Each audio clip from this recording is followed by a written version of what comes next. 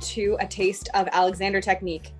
Today we have Miss Angie, who is So I am a Boston-based singer, voice and piano teacher. What else do I do? Social media manager. Yeah. What I want to ask first is, Angie, what's your general perception, knowledge of what you believe the Alexander Technique to be about? So for me, the Alexander Technique is a method of body awareness. And in that, it aims to help strengthen the mind-body connection, especially when you are under pressure or stress, such as in performance of any kind, whether it's musical, giving a presentation, athletic. And for me, it's been an interesting and exploratory method of figuring out the connection between my mind and emotions to my body.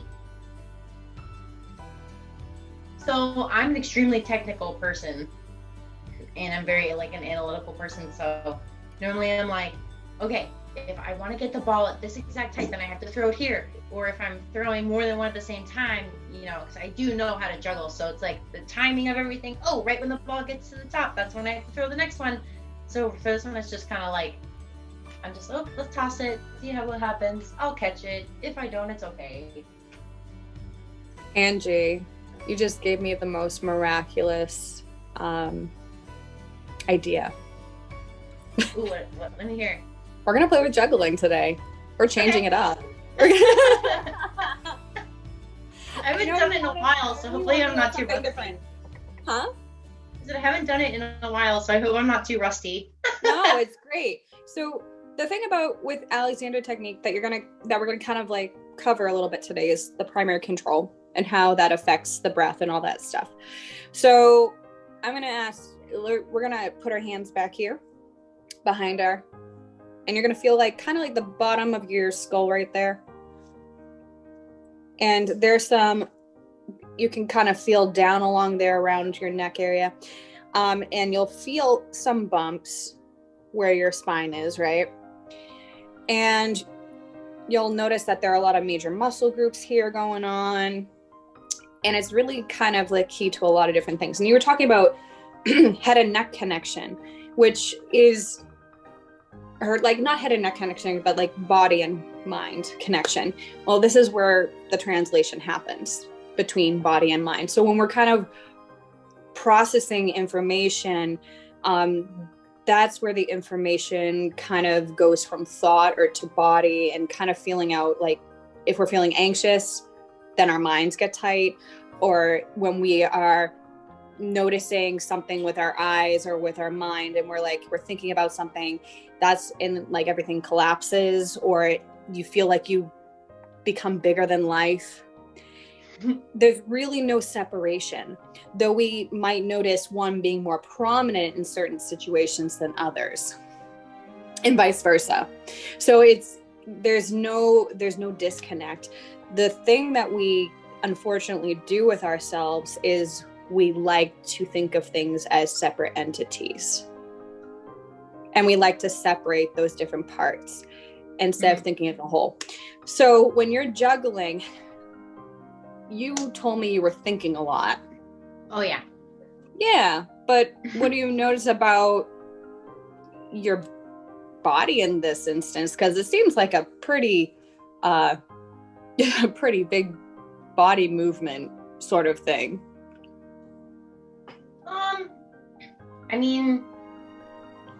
I feel like I try, to be honest, when I juggle, I try not to think about my body as much. I'm trying to only focus on my hands and my arms and the balls. Oh, isn't that interesting? Yeah. You're literally gonna hate me.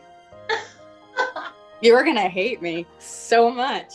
So what I'm gonna have you do is I'm gonna have you play with the balls and juggle the way you normally do.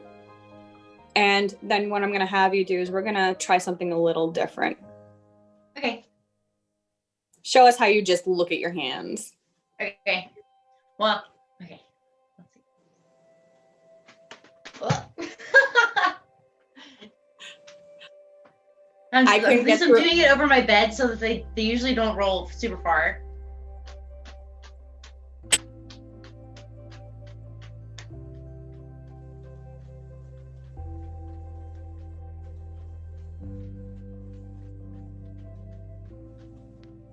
Okay. And we're gonna, nice. Nice. So what'd you notice right away? Right from the beginning, and then what happened over time? Right away, I honestly felt like a little bit of tunnel vision. Like I was not thinking about any other space in the room except for what was directly in front of me, which is probably why I dropped like so early into the toss. I don't know. And then for me, as I was going, I was excited to like have a juggle going, but in my mind I was like, don't speak, you'll ruin it, you'll drop. Because I feel like if usually I'm so focused on that activity, if I try to even think about something else, I immediately drop. So you talked about tunnel vision. That's an interesting word. What's that? If you had to compare it to an Alexander term, what would it be? I forget what it is. Oh, that's so okay. Like I wasn't seeing the backspace. That's the great one thing I think of. I guess actually it could be kind of related to endgaming. It could be related to endgaming. It could be related to backspace. It could be related to, because like my first thing is, what about your shoulders? What's going on there? Because your focus was so forward. We're gonna play with that. We're literally gonna play with that. But I also was very curious to know if you can see more of the room in general. Okay. Narrow focus versus wide focus. Oh, so, that's what it is. Thank you. No, all your stuff your thoughts were completely valid. That's exactly, it's always a combination. It's never just like one thing. That's why it's sometimes so hard to pinpoint what the situation is or what's going on, because there's your body's this, and your mind are these magnificent tools, and multiple things have to happen at once for you to function. So what you said was completely fine, but I'm thinking what I would love to play with is narrow focus versus wide focus, which can bring in all those entities. So tunnel vision, I see as narrow focus. Mm-hmm. We do this a lot when we are trying to end game. We do this when we want to get to a location and we're already there faster than we are. We do this when we're really focused about getting a job done. It could be literally anything, or we want to do something perfect. Let's kind of play with, throwing one ball and then we're going to add a second one, and then we're going to add a third one.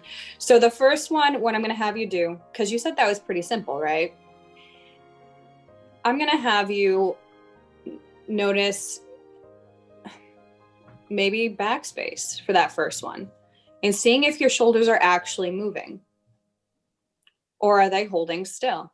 I don't know. You tell me. Part of it's funny because I obviously have the backspace in my view of my camera on Zoom. I actually think that's kind of helpful. Uh-huh. Gives you a little reassurance, doesn't it? Yeah.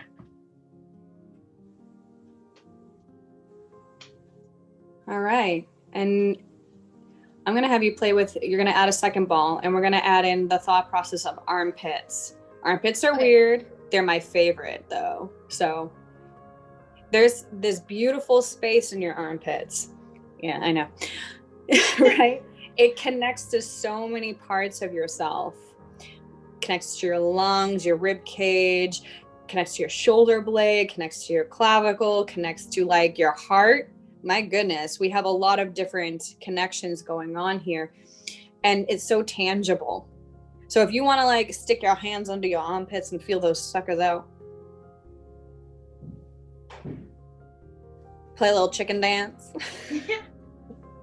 I think I mentioned this in class before, because I oftentimes will get like muscle like tightness in my shoulder or my shoulder, or sometimes even in like the front of my chest, and sometimes I feel it like the whatever nerve I guess it's pinching, like it's all the way in my armpit, all the way down to like my fingertips.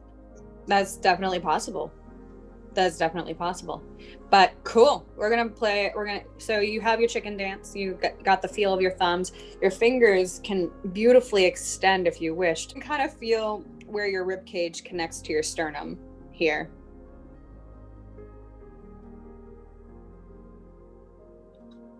And feel that out. And if you want to, you can kind of just go see if you can circle around and just get to know the movement, because your shoulders move all the way around. So we're going to go forward, side, up, down.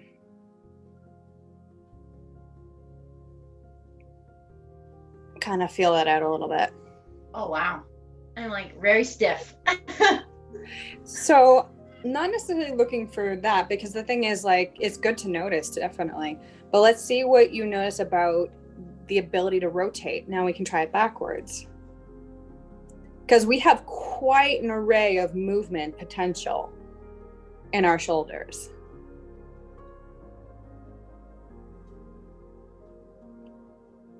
Ooh, mine got really warm really fast. Yeah, and we'll pause there. Oh.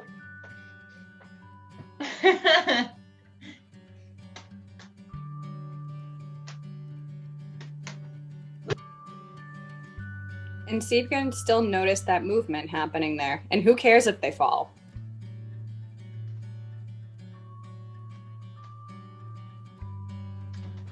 Ooh. I have 3. I mean, we'll just grab a second one.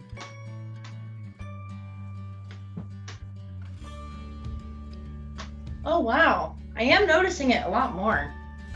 Yeah, and the next thing we're gonna do is see if we can find that connection between head and body. Oops.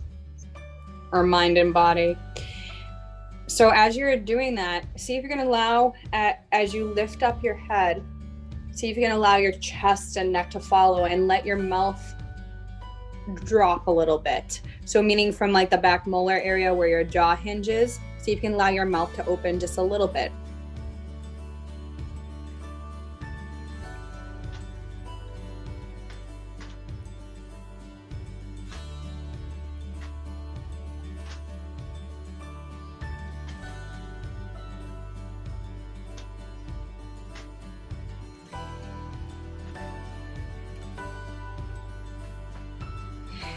It feels so extreme, even though I know there's not much motion going on.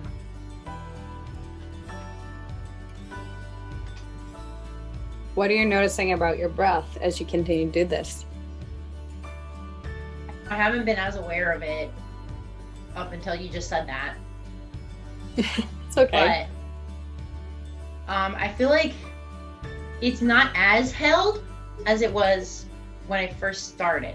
Like, remember, or like when I first started tossing one, I was like, oh, I'm like holding my breath. I feel like it's not as held now, but it's still not totally released. Yeah. So keep going about it. If you feel like you want to put one down, go ahead. Just noticing the movability of your shoulders and your shoulder blades and how they actually connect to the movability of your head. Oh, whoa.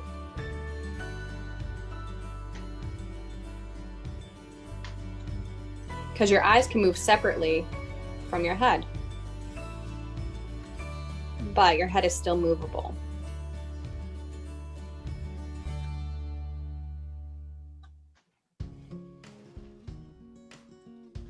And then what would happen if you allowed for your knees to soften ever so slightly?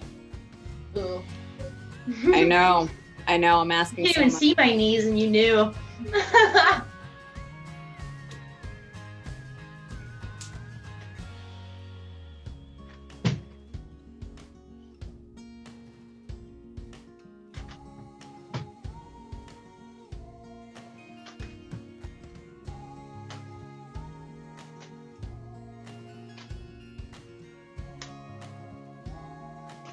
Angie, that is so different. I know, it feels really different. I feel like my body feels more in sync with itself. Yeah. Like I feel like all the cogs and pulleys and everything are all working to help each other instead of hinder each other. Yeah, what would happen if we brought in the 3 balls all together? Oh, good question.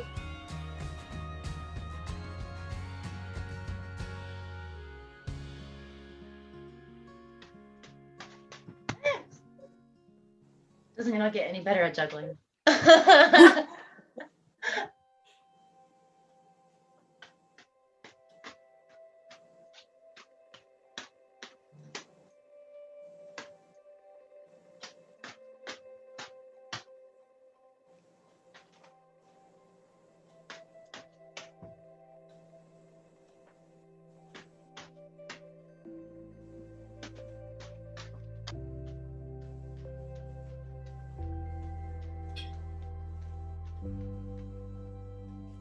I feel like I'm hyper aware of now, like if my knees are starting to harden up, I'm like, no.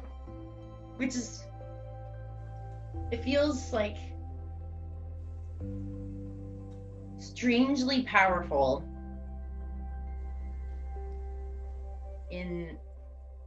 since like I said, like, no, like the earlier, like it's tunnel vision, but right now I'm like, it's more of like